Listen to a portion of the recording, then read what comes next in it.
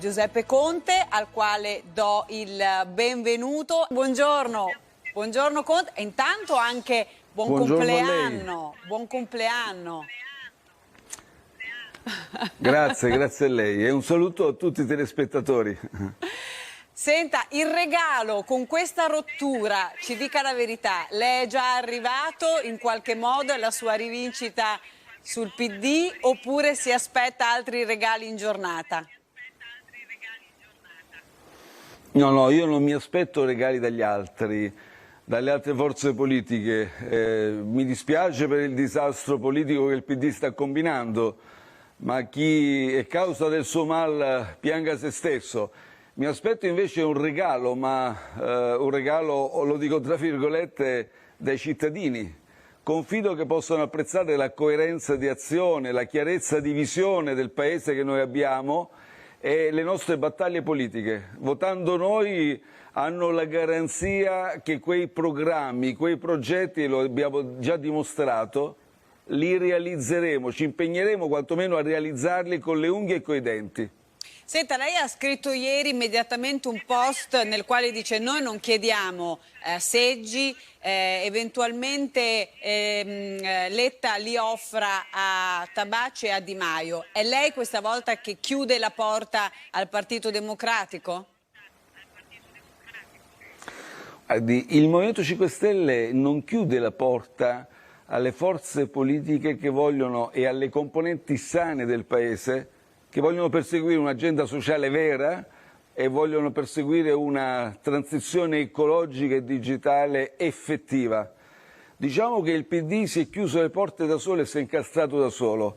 Quindi da questo punto di vista ieri ho voluto soltanto evitare ulteriori imbarazzi a Letta e al PD perché in una situazione così di estrema difficoltà ho voluto evitare loro le tentazioni di ricevere un ulteriore no. Noi nelle ammucchiate non entriamo. Quindi lei esclude che ci sia la possibilità di una nuova intesa, di una nuova agenda comune, se dovesse arrivare magari una telefonata interlocutoria da parte del segretario del Partito Democratico? Guardi, mi si può accusare di aver commesso degli errori e questo noi lo riconosciamo quando commettiamo errori. Ma non ci potete accusare di essere persone non serie. Quindi lei dice questo è un atto di coerenza, lei correrà da solo. Ma guardi, non è un discorso perché, come dire, oggi siamo stizziti, e non è una reazione stizzita o perché sentiamo punti nell'orgoglio. Ma scusi, ma noi abbiamo constatato che non c'era un progetto per gli 8 mesi che rimanevano delle misure sociali adeguate, non erano sufficienti. L'ultimo decreto prevede 6-8 euro lordi l'ora, quindi 2 colazioni al mese per le fasce dei lavoratori con più basso salario. Per noi tutto questo è inadeguato, abbiamo sollecitato un confronto con il Premier Draghi, adesso il PD ci propone un'agenda Draghi, ma io non lo so, credo che non ci siano i presupposti politici, programmatici. Poi fermo restando, ripeto, che l'abbiamo sempre detto, entrare in una alleanza, in una coalizione in cui c'è tutto e il contrario di tutto, per garantire il posto a qualcuno che ovviamente è rimasto fuori dalle danze e non ha prospettive politiche, questo non ci interessa. Senta, lei ha ribadito nei giorni scorsi un po' quella che era già l'agenda sulla quale avete poi strappato con Draghi, famosi 9 punti. Ribadisce che quello resta il vostro programma? Guardi, quelle restano le urgenze del Paese. Se ci sono dei lavoratori sottopagati che prendono 3-4 euro lordi l'ora, noi non saremo appagati sino a quando non porteremo questa soglia a 9 euro lordi l'ora, la soglia minima della dignità lavorativa. Se ci sono contratti di precariato, ormai sono la maggior parte, che durano addirittura una sola giornata o comunque per la maggior parte non superano i 30 giorni, noi non saremo appagati, continueremo a lavorare perché quei contratti siano incentivati alla trasformazione a contratti a tempo indeterminato e così via, Quella non è la nostra agenda, sono i temi, le questioni prioritarie del Paese con cui volevamo confrontarci, con Draghi e le altre forze politiche. Il risultato è stato via il Movimento 5 Stelle, non ci ha voluto in maggioranza la Lega, non ci ha voluto Forza Italia, ha dimostrato il PD di preferire la nascente e ridente forza di Di Maio e Tabacci. Auguri a tutti, ecco, buona fortuna, ma noi andiamo davanti agli elettori con un programma serio, coerente, preciso e su quello chiederemo i voti, perché poi non ci dobbiamo lamentare che aumentano i numeri dell'astensionismo. Mi dica lei, in questi contesti, con queste coalizioni, secondo lei che fiducia possono avere gli elettori? Senta, reddito di cittadinanza e superbonus rimarranno così come sono nella vostra agenda? Guardi, il superbonus, chiariamo una volta per tutte, è quello che ha consentito al settore delle costruzioni di rilanciarsi, di venire il primo in Europa. Se oggi del decreto aiuti ultimo ci sono delle risorse finanziarie, buoni 4 miliardi derivano dal reddito di cittadinanza. Se noi abbiamo avuto questa eccezionale performance del più 6,6% nel 2021 di PIL, lo si deve per buona parte al superbonus. Non solo, col superbonus noi stiamo rigenerando tutti i nostri immobili e in pratica stiamo tagliando, anzi effettivamente stiamo tagliando le emissioni di CO2. Ditemi se non è una misura portentosa, ci è stata apprezzata da tutti. Abbiamo avuto solo il Premier Draghi che l'ha osteggiata in tutti i modi. L'ha osteggiata in tutti i modi con tante modifiche legislative durante questi 18 mesi che ne hanno compromesso l'applicazione pratica. Senta, le faccio vedere una serie di foto. Scusi, sì, mi dica. Scusi, difenderemo questa e difenderemo ovviamente un sistema di protezione sociale che è necessario per il Paese, per la coesione sociale, per la tranquillità, per la pace sociale. Abbiamo, lo dice l'Istat, salvato durante il Conte 2 1 milione di cittadini dalla povertà.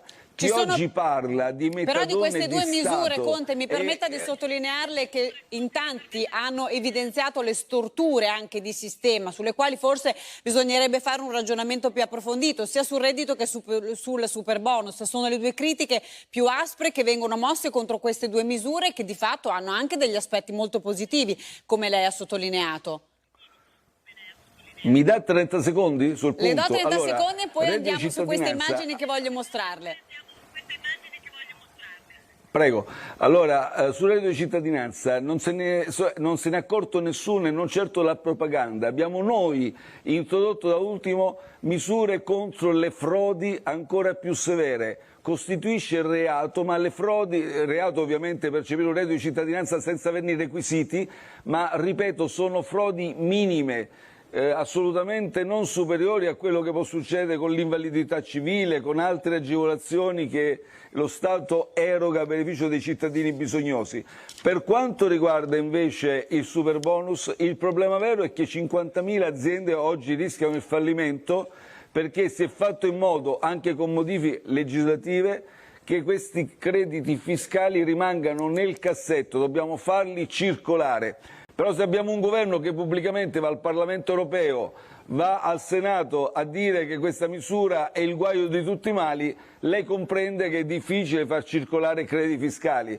È per questo che chiediamo il voto, per salvare 50.000 aziende, 50.000 aziende con famiglie, con lavoratori, con architetti, con ingegneri che ci lavorano, con tantissimi giovani, ed è per questo che chiediamo il voto, perché è follia in questo momento. Senta, in questo gioco delle alleanze, eliminare per Conte, pregiudizio ideologico il reddito di cittadinanza. Conte, in questo gioco delle alleanze, il terzo polo, adesso che Calenda ha strappato, riprende quota? Guardi, non mi faccio fare il veggente delle mutrie giornaliere di Calenda. Io non so se oggi è il broncio, non è il broncio, cosa vuol fare, domani cambierà idea. Noi abbiamo il nostro percorso, se mi permette un terzo polo già esiste, cioè esiste un campo giusto, l'abbiamo chiamato, c'è un voto realmente utile. I cittadini, se votano noi, sanno che per le battaglie che andiamo a indicare e ci combatteremo per quelle misure, combatteremo, non permetteremo a nessuno, neppure se torna un altro migliore, non accetteremo compromessi, anzi saremo più radicali di prima, perché abbiamo visto che delle volte ad essere, come dire, un po' morbidi all'inizio si viene frentesi. Senta, le faccio vedere queste foto di cui le parlavo poco fa. Allora, se la regia me le manda in onda, le chiedo un commento flash. Allora, Letta, che è un po', insomma, insieme a Calenda, l'uomo del giorno. Che mi dice? No comment. Senta, vediamo adesso la prossima immagine che ci mandano qual è. Dovrebbe essere quella di Beppe Grillo. L'ha sentito? Non vedo l'immagine. E qui comment, nel senso che ci sentiamo spesso, direi tutti i giorni, e ci confrontiamo ovviamente in questa fase poi particolarmente delicata. Avete Stiamo fatto cercando pace? veramente di fare le cose, mi permette... Ma no, ma guardi, noi abbiamo fatto pace da tantissimo tempo, nel senso che quello scontro iniziale che ci fu, quella incomprensione poi è stata superata, ci sentiamo spesso e in questo momento siamo veramente molto concentrati per le cose, direi, giuste, non solo per il movimento, ma per il Paese. Cerchiamo di offrire una proposta politica ai cittadini seria, credibile, che possa veramente trasformare il Paese. Alessandro Di Battista potrebbe tornare tra voi? Alessandro, io l'ho detto, è un interlocutore serio, privilegiato, se vuole tornare, deve cambiare vita, sicuramente potremo lavorare anche con lui.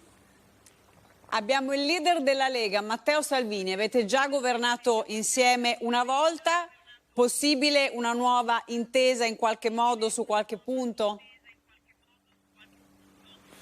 Ma guardi, con la Lega abbiamo già dato, è evidente, sono stati anche momenti difficili, lo sapete, perché c'è stato anche poi un contrasto e poi alla fine chiaramente questa coalizione, questa alleanza non ha retto, perché chiaramente era un progetto nato già su basi abbastanza contrapposte, tenute insieme da un contratto molto corposo di governo. Direi quindi che la nostra prospettiva politica è diversa, le nostre proposte e il nostro orizzonte politico è diverso. Abbiamo Luigi Di Maio, frattura insanabile o un'amicizia recuperabile? Di lei sta parlando di frattura, e immagino sul piano politico, e poi di amicizia sul piano personale. A me dispiace per la parabola che sta compiendo Luigi Di Maio, ma probabilmente potrebbe essere anche una parabola di successo politico. Sicuramente sentirlo abiurare, sentirlo rigettare alle ortiche tutti i principi e i valori per cui ha combattuto, i principi e i valori per cui io sono entrato in politica, ho accettato di assumere un così alto incarico, quello di Presidente del Consiglio, mi provoca profonda tristezza, ma sono questioni personali, per carità. Conte, grazie per essere stato con noi e ancora auguri di buon compleanno. Grazie davvero a lei anche per gli auguri e un saluto a tutti i telespettatori.